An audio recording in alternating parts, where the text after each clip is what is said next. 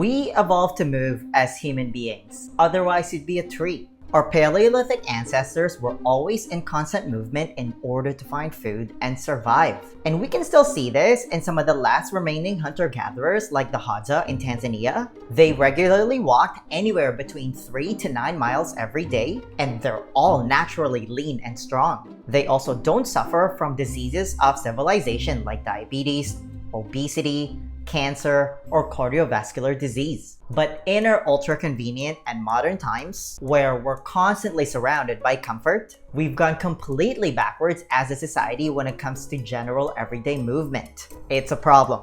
We have food delivery apps, Amazon Prime, we can get our groceries delivered, and other technological advances that we've really greatly eliminated the need for us to leave our house and move if you don't want to. In fact, there are 541,000 young Japanese who haven't left their homes or interacted with others for at least 6 months. They've coined the term hikikomori to describe these people. And with this sedentary lifestyle comes a boatload of negative health side effects like elevated all-cause mortality, cardiovascular disease mortality, cancer risks for metabolic diseases such as diabetes, hypertension, dyslipidemia, and musculoskeletal diseases such as knee pain and osteoporosis. Again, it's a problem.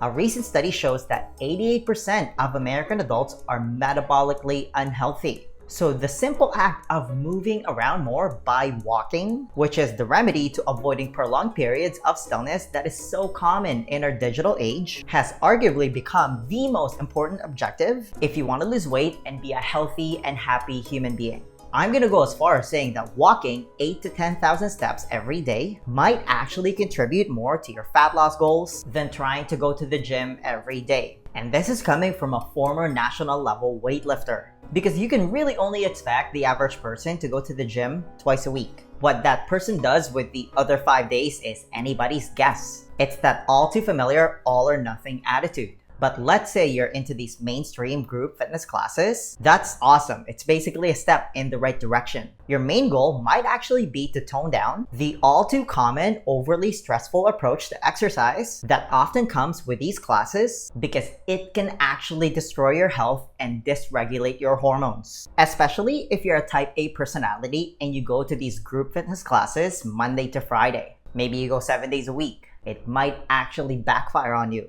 But if your goal is to simply lose weight, have a flat stomach, and fit better into your clothes, simply moving around more by setting a goal of getting 10,000 steps a day can get you 90% of the way there. It's that powerful. And if you combine it with a couple of resistance training workouts every week, that's really all you need to promote optimal gene expression. And I'm not saying you shouldn't go to the gym, but that's like step number 20 in this process. The gym is also not an enjoyable place for a lot of people. It can be downright intimidating. Personally, my brother had to drag me kicking and screaming when I went for the first time.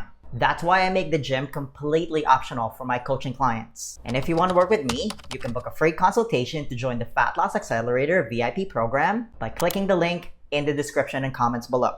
My point is you don't have to worry about going to the gym until you pick out the lowest hanging fruit of exercise, which is establishing a baseline of getting 8 to 10,000 steps every day. Especially if you're just getting started, because the barrier of entry to walking is 0. Anybody can do it. I mean, it's literally the most human thing you can do. The problem is the average person doesn't even get half of those recommended 10,000 steps. The average person only gets 3 to 4,000 steps, which is the literal definition of a sedentary lifestyle. Heck, I know people that doesn't even get 2,000 steps. Now, here's why getting those 10,000 steps is such a magical number. Getting 10,000 steps keeps you in an energized fat-burning state with stable mood and appetite. And breaking it up into small chunks, which is the best approach, gets you out of prolonged periods where you're completely sedentary.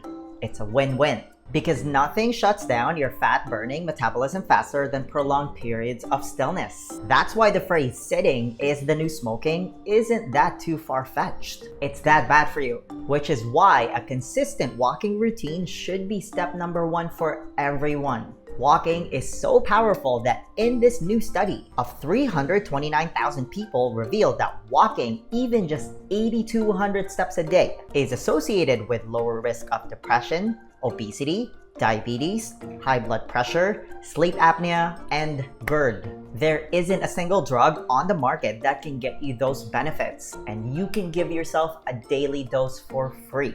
Now, going back to the average person, the calories burned during a typical jog or overly strenuous group fitness workout will stimulate a requisite increase in appetite along with generally increased laziness. This is a scientifically proven concept called the compensation theory. So it's time to reframe your mindset that you have to suffer through a workout for it to be effective. Because the truth is, overly strenuous chronic cardio workouts can make you flat out tired, fat, and sick. It's also now been scientifically proven that calories burned from exercise does not translate to fat lost in the body.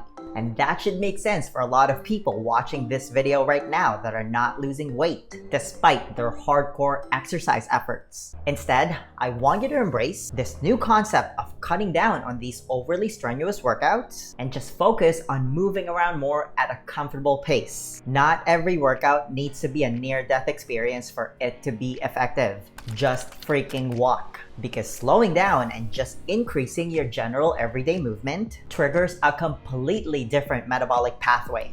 As you can see, not all workouts are created equal. Walking upregulates your fat-burning genes, it stabilizes your appetite and satiety hormones without the appetite spikes caused by overly stressful workouts. In terms of fat loss, walking emphasizes fat burning and upregulates fat metabolism 24/7 because you always have plenty of oxygen to make fat your predominant fuel source. As a society, we've been taught that we burn fat through sweating.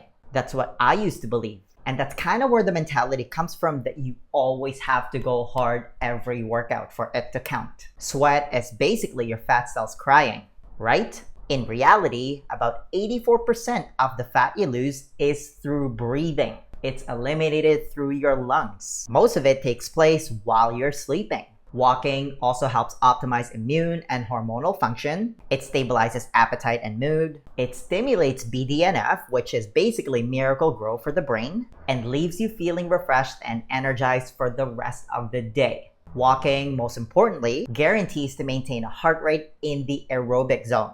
Aerobic literally means with oxygen. I mentioned this a minute ago, but fat burns well in the presence of oxygen. The upper limit is 180 minus your age in beats per minute. That's a proven formula by legendary endurance coach Dr. Phil Maffetone. During an aerobic session, you're burning mostly fat for fuel and the effort feels easy. At your maximum aerobic heart rate, and this is different from maximum heart rate, you're achieving peak fat oxidation. It's the infamous fat burning zone. Easy-paced cardio in that fat burning zone, and again, walking basically guarantees to keep you there because it's easy, will contribute to your fat loss goals instead of making you depleted and hungry. Now, 10,000 steps roughly translates to about an hour of walking depending on your pace. Initially, that might sound like a lot for some people depending on your schedule. The good thing is you don't have to do it all at once. In fact, it's actually better if you break it up into small chunks of time. The best way to integrate this habit into your routine is to go for a walk after every meal. 15 minutes is also a magical number because it cuts the blood sugar and insulin response from your meal by half.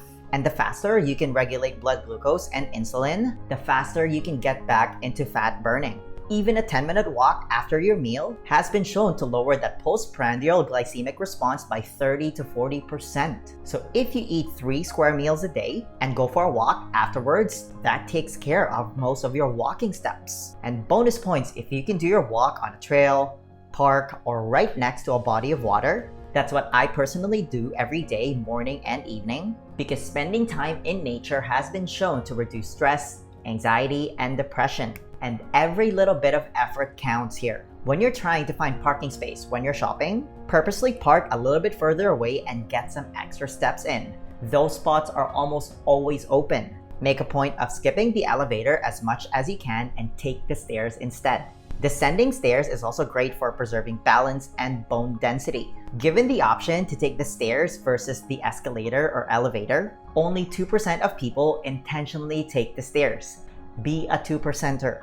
If you follow a typical 8-hour work schedule, take regular movement breaks. Take 2 to 5 minutes for every hour, then a 5 to 10 minute break every 2 hours. You can schedule walking meetings. Walking dates are also one of my personal favorites because we can really only go about 20 minutes of peak cognitive performance. After that, your concentration will start to go down. So going for a quick walk will actually help you become more productive because you're gonna get an immediate boost in cognitive function from increased blood flow and oxygen delivery to the brain when you walk. You're also gonna spike neurotransmitters that elevate mood and improve focus and concentration. And again, it upregulates your fat metabolism even more afterwards. The benefits of getting 10,000 steps a day almost sounds too good to be true. So by making a concerted effort to move frequently and avoid prolonged periods of stillness, you can pick off the lowest hanging fruit when it comes to exercise. Just freaking walk.